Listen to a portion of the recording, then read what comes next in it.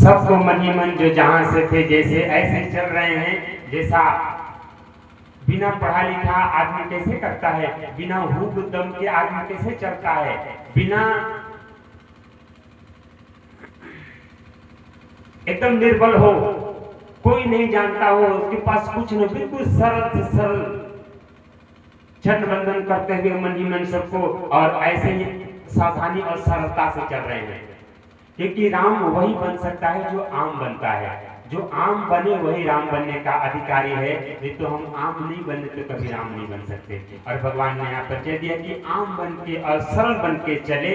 और जैसे ही चले अब वहां मैया ने गुहार लगाने लगी कि हे धनुष महाराज आप थोड़ी हल्का हो जाइएगा।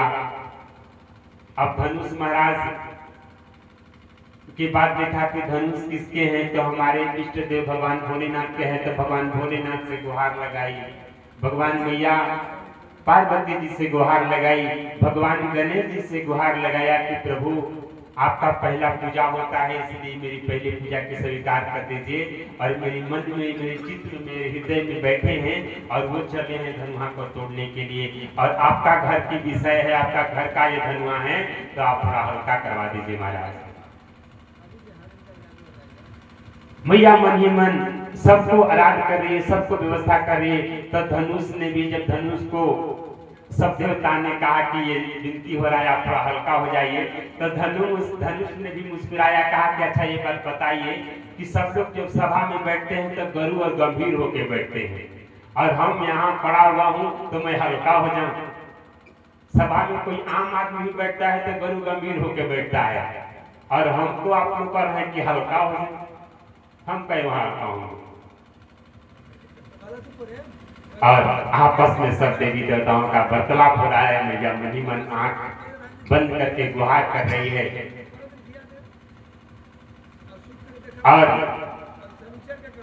चारों तरफ 10 दिशाओं में भगवान ने भी स्मरण किया। पहले का जब गिनती हुआ करते थे ना, तो पहले आज गिनती भी इधर उधर होते जा रहा है। आज गिनती पहाड़ा के मतलब लोग नहीं समझ पा रहे हैं। पहले का मेरी दादी माँ बताया करती थी कि पहले गिनती का बहुत बड़े भवार्थ था।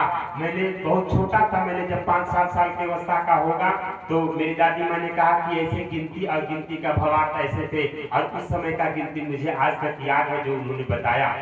मेरी दादी माँ ने गिनती का महत्व बताई थी कि 1 भगवान, 2 पक्ष, 3 लोक, 4 युग, 5 पांडव, 6 शास्त्र, 7 दिन, 8 खंड, 9 ग्रह, 10 दिशा, 11 रुद्र, 12 माह, वर्ष समाप्त। ये गिनती होते थे। आज तो बच्चे जब पढ़ते हैं ना तो कुछ नंबर भी नोट करना हो तो पूछते हैं कि थोड़ा इंग्लिश में बोलिए ना। नोट नहीं कर पा रहे। बारे मेरे हिंदुस्तान आने वाला समय में कहां जाएगा। और इसीलिए अपने घर में सब कुछ पढ़ाइए। विद्या में कोई दोष नहीं है। विद्या चाहे इंग्लिश पढ़े, चाहे जो भी विद्या पढ़े, साइंस पढ़े, विद्या में कोई दोष नहीं है। लेकिन विद्या के साथ उनको सत्य विद्या आना चाहिए, सत्गुण रूपी विद्या। क्योंकि विद्या की सार समझें। और उसके बाद भगवान धनुहा को उठाए। भगवान जब धनुष को उठाए तब धनुष को उठाते ही ऐसा टूटा जैसा धनुहा इंतजार कर रहा हो। किसी मेहमान का कोई इंतजार कैसे करता है, कोई आता है तो खड़े हो जाते हैं, वैसे ऐसा लगा कि धनुष इंतजार कर रहा था कि किसी परमात्मा टच करे और हम टूट जाए। और भगवान ने टच किया, कोई नहीं देखा कि कैसे टूट गया धनुहा। और जब टूट गया तो महेंद्र पर्वत पर वहां तपस्या कर रहे थे परशुराम जी। और देखिए कितना बड़ा संयोग इस जग का।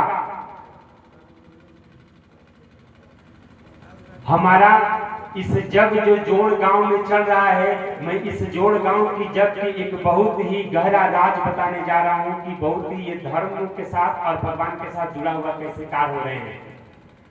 भगवान का विवाह कल बालकांड, हम थोड़ा हमारी व्यवस्था समय कम है तो पीछे चल रहा हूँ। कल बालकांड समाप्त हुआ, अवध में हम लोग चलेंगे। अयोध्या कांड में जब प्रारंभ करेंगे, यहाँ जब धनुआ टूटा तब परशुराम जी आए। और मैं बता दूं कि मेरी पलामू के धरती में, मेरी पलामू परमंडल में सचमुच में भगवान परशुराम जी का मंदिर बन गया है। और ये जग के साथ साथ सचमुच भगवान परशुराम जी पधार गए हैं। और झारखंड का एकलौता मंदिर इस पलामू परमंडल की धरती में हो गया। और मैं इतिहास कुछ और बता दूं, यहाँ झारखंड में भगवान, देवघर में भगवान भोलेनाथ का नगरी है। और भगवान भोलेनाथ का नगरी मेरी झारखंड में है।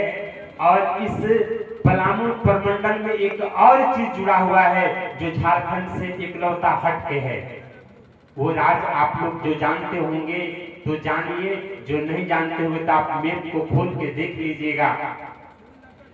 झारखंड प्रदेश के 24 जिला के अंदर गढ़वा जिला पलामू प्रमंडल के अंदर एक गढ़वा जिला ऐसा जिला है जिसमें उत्तर प्रदेश टच करता है।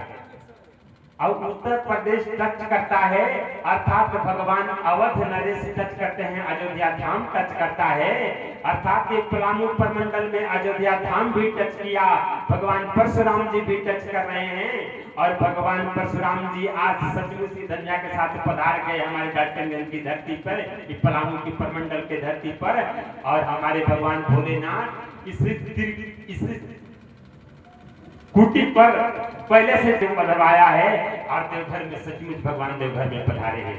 तो ये साक्षात इस जोड़ की जो व्यवस्था है, जोड़ने का धर्म का, इस साक्षात जोड़ हुआ है। और धनुष टूटा और उसके बाद जैसे परशुराम जी तपस्या टूटा और फनफना के भागे भगवान परशुराम जी के पास एक ऐसा तपस्या रूपी विद्या था कि मन की रीति से चलते थे। मन जहां कर दे तुरंत तत्काल वहां पधार जाते थे।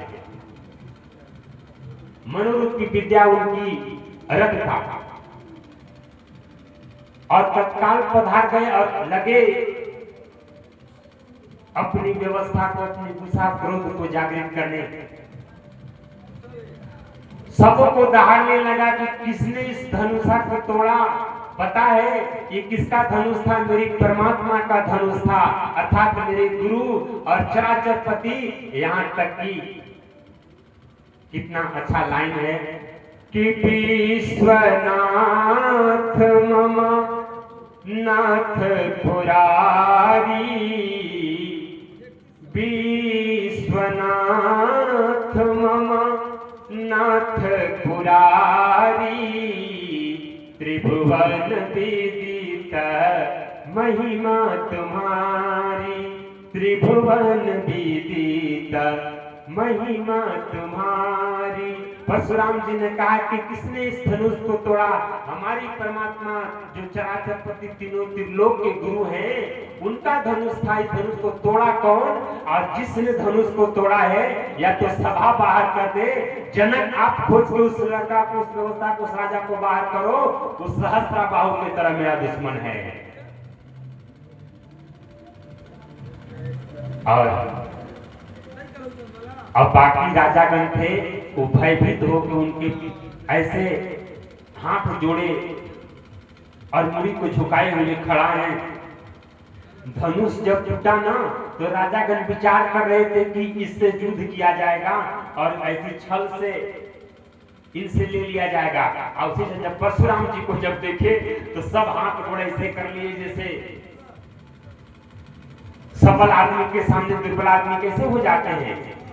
अब सब राजागण, तो एक राजा ने कहा कि मैं कह रहा था कि यहाँ कुछ गलत काम हो जाएगा, आपको चलना चाहिए। और